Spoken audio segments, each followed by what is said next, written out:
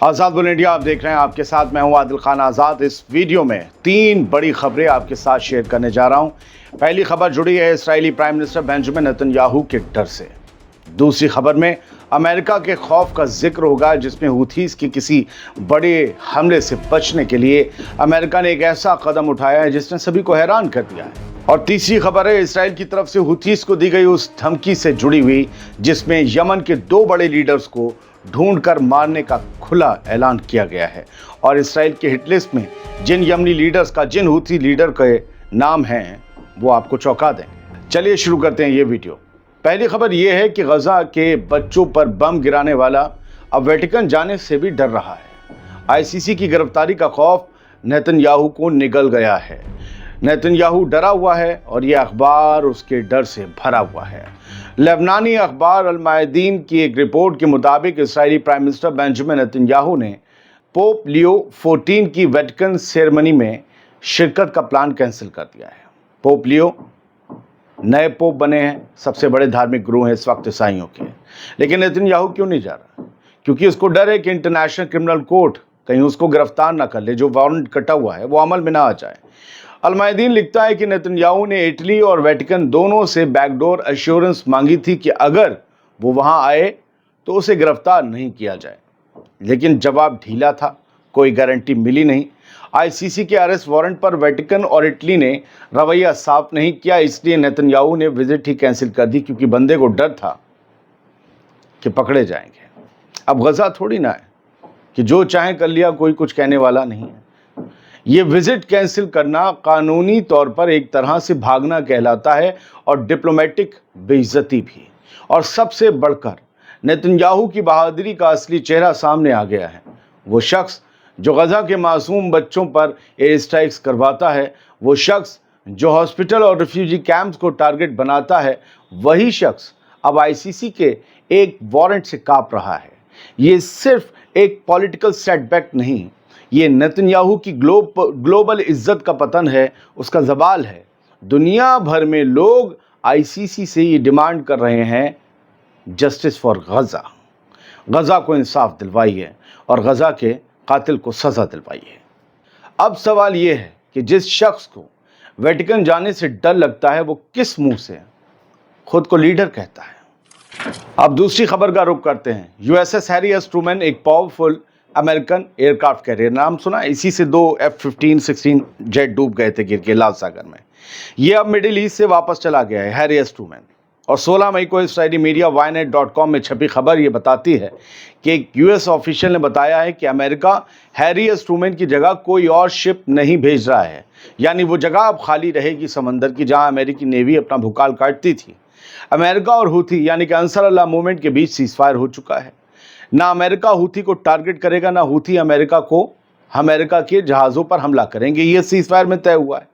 फिर भी USS Harry S Truman carrier को रेड सी से हटा लिया गया। जब हमला करेंगे नहीं तो हटाया क्यों गया? जब सीजफायर हो गया तो हटाया क्यों गया? और बदले में कोई दूसरा जहाज भी नहीं भेजा जाएगा। अमेरिकन ऑफिशियल ने खुद माना कि ऐसा कोई प्लान नहीं है कि कोई दूसरा जहाज अब वहां भेजा जाए। इस बीच इसराइल ने यमन के सालेफ और हुदैदा पोर्ट्स पर जुमे को जबरदस्त बमबारी की। 16 मई को इसराइल के 15 फाइटर जेट्स ने 35 बम गिराए यमन के ऊपर। ये दोनों वही बंदरगाह हैं जहां से हुथीस के हथियारों का आना जाना होता है, ये कहा जाता है। अमेरिका का दावा है कि इसराइल हर हमले से पहले हमें नहीं बताता। यानी अमेरिका या तो खुद को अनजान दिखा रहा है या खुद को बचा रहा है। तो अब सवाल ये है, सीजफायर के बावजूद क्या अमेरिका डर गया है कि हूथीस कहीं बदला उससे ना ले लें? जवाब है, हो भी सकता है, क्योंकि कौन नहीं बचना चाहता अपने नुकसान से? कौन चाहता है अपना नुकसान? इस वक्त हूथीस सिर्फ इसराइल को टारगेट कर रहे हैं, लेकिन अगर अमेरिकन वॉरशिप रेड सी में रहता है और इसराइली बमबारी जारी रहती है, तो हूथी अमेरिका को फिर से दुश्मन मान सकते हैं। और तब अमेरिका का सीजफायर एक झूठ बन जाता, सीजफायर टूट जाता। लिहाजा अमेरिका ने ये रिस्क नहीं लिया और अपने एयरक्राफ्ट कैरियर को चुपचाप वापस बुला लिया, ताकि हूथीस को नाराज ना किया जाए और सीजफायर भी बचा रहे।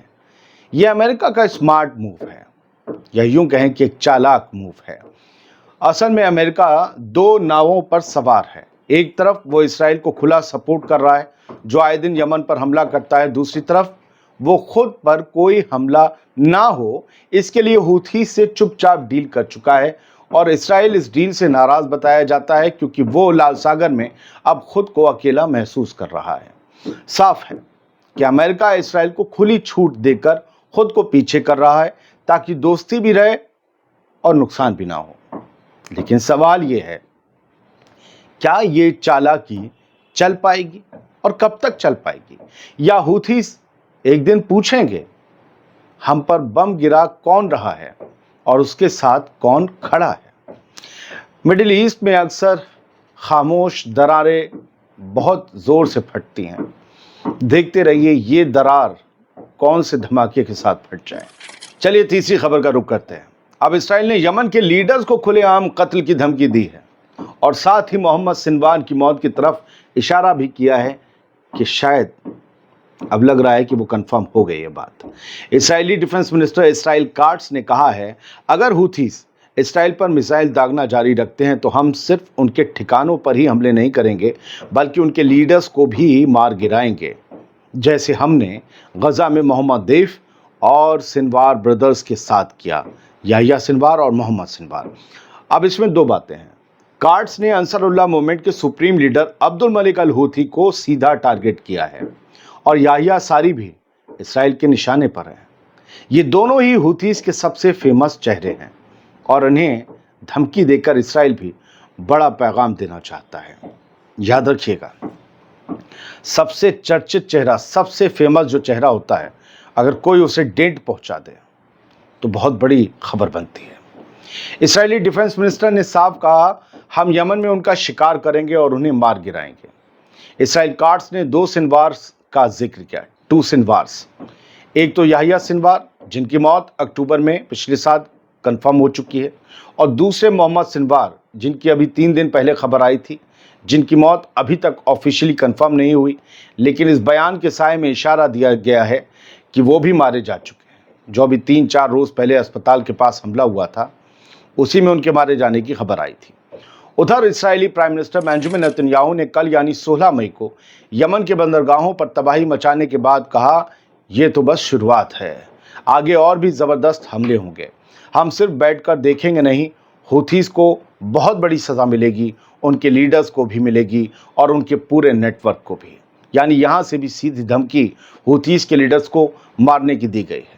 और इसके बाद नेतन्याहू ने नाम लिया ईरान का और कहा कि जो भी हूथीस को ट्रेनिंग, सलाह और हम पर हमले की इजाज़त देता है, जवाब उसे भी मिलेगा।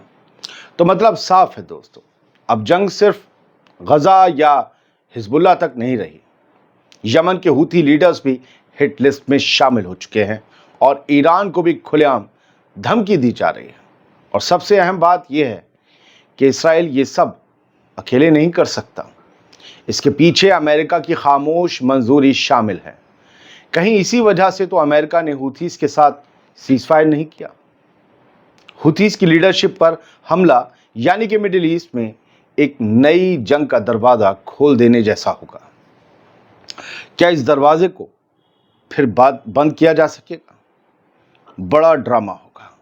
अब सवाल उठता है कि क्या अब अगला टारगेट सना यानी यमन की दारुल हुकूमत होगी और क्या अमेरिका सिर्फ देखता रहेगा या इस आग में फिर कूद पड़ेगा? फिलहाल मिडिल ईस्ट सुलग रहा है और इसराइल गजा से लेकर यमन तक पेट्रोल छिड़क रहा है। ये थी वो 3 बड़ी खबरें जो मैंने ईमानदारी से, ट्रांसपेरेंसी से और फैक्ट्स के साथ आपको देने की कोशिश की। उम्मीद ये करता हूँ कि ये एपिसोड आपको पसंद आया होगा, ये वीडियो पसंद आया होगा।